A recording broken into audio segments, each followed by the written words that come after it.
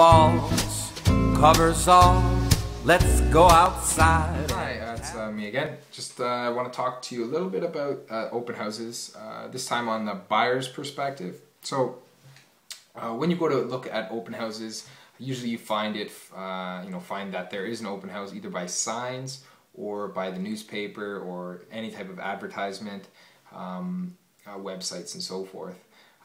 But when you do go to them, it's important that you first understand who's doing the open house, how they're doing the open house, and obviously how to get there and so forth like that. But the major things are who's doing the open house, and one of the major reasons for that is largely security.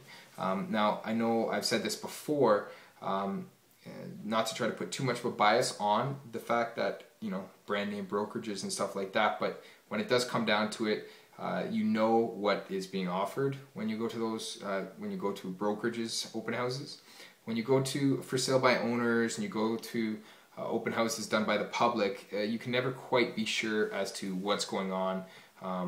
There is a slight chance that there may be something, it's insecure, you're not sure who's doing it, there's no reputation behind it. The person might just be trying to lure someone in. But like I said, my intention is not to scare you, just to keep you aware that when people do open houses, you want to make sure that you're with someone who has done one before, and you know that you can trust that person to conduct themselves professionally.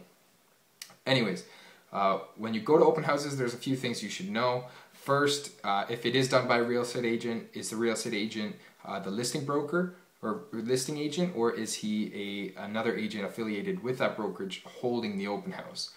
Now, the only reason you'd want to know the difference is just if it's a listing agent, if you start talking with them, their obligations are tied to the seller. And obviously they're going to be representing the seller's interests at all times.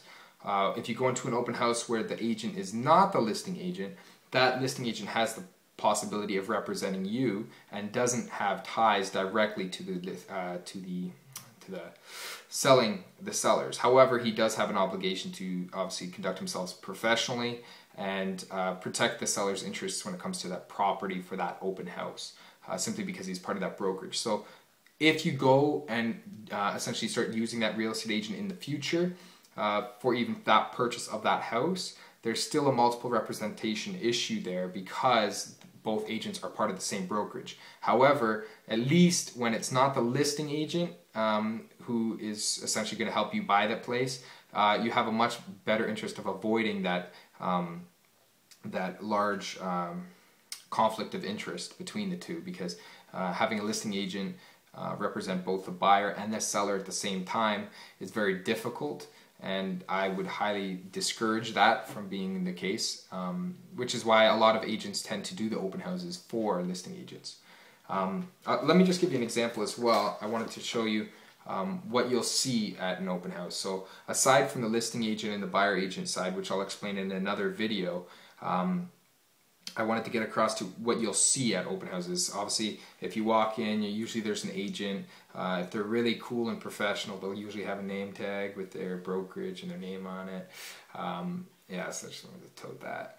But if they don't, that's cool too. Make sure they got to be well dressed. You want to be presentable in front of your potential future clients. Anyways, what feature sheets look like, they usually look something like these. They'll have a picture on the front, they'll have the address, then it goes through the features of the house. And like this stuff can be made by pretty much anybody, just how professionally you want it done. And then you'll probably get to the picture side where it gives you all the pictures. This stuff is yours. You take one home afterwards. The sellers want you to, so that when you do look back at the house, you get a feel for what you saw. Kind of reminds you of what it was, what you liked about it, the major features that are beneficial, obviously the price and the rooms and so forth. Now, that would be one of the major things they have. Now, sometimes they'll have another sheet, which is essentially what it's a pull off from the MLS or the Realtor.ca. Gives you a more, I feel, much more in-depth insight into what the house offers. Kind of generic, but it's in depth, and you just have to know how to read it. And that's usually one of these. And these things are printed out by the realtors, and essentially what it'll have a picture of the front of the property, the address, the price of the house, taxes, lot size. Down here it would have the lot sizes, whether it's a detached, semi-townhouse, how many stories, a major intersection. Over here, important, this is one of the things most people's eyes are drawn to, are the rooms, how many rooms are in the house, how many bedrooms, how many washrooms.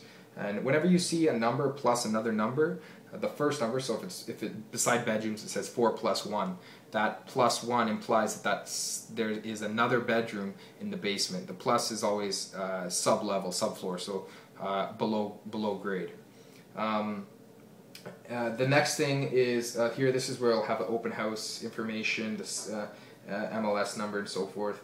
You also have the on this side you'll have description of part of what the amenities in the property include, you know, how many kitchens, apartments, square footage is here, approximate age of the house. Always gives brackets, not necessarily actual numbers. Sometimes because there's discrepancies, you know, who built it, when they built it, when it was actually inhabited by a person. Some those things change. Then it goes into some more information. Down here you'll have the actual dimensions of each room. So this is beneficial for someone who's actually, you know, if you find a place that you really like, now you actually know approximately. It's always approximate. No one wants to actually guarantee these numbers because depending if someone's come in and changed it. But it gives you an approximate idea of what the size of the rooms are. So if you are looking to, you know, really like this house and you want to put your furniture, imagine your furniture in it, now you have something to go off of as to, you know, what you can fit in what rooms, blah, blah, blah, blah. Next, we go to the remarks from the client or from the real estate agent, and this just goes over what's in the house, the major features again. It just re-explains the whole house, the major selling features and so forth. So those are the major things you'll see, the two between the MLS printout, the other feature sheet with the pictures. Like I myself, when I do open houses, I'll drop off some marketing material. I do my monthly newsletter I put on there as well, so that people can see that. Obviously, business cards, you'll get plenty of those.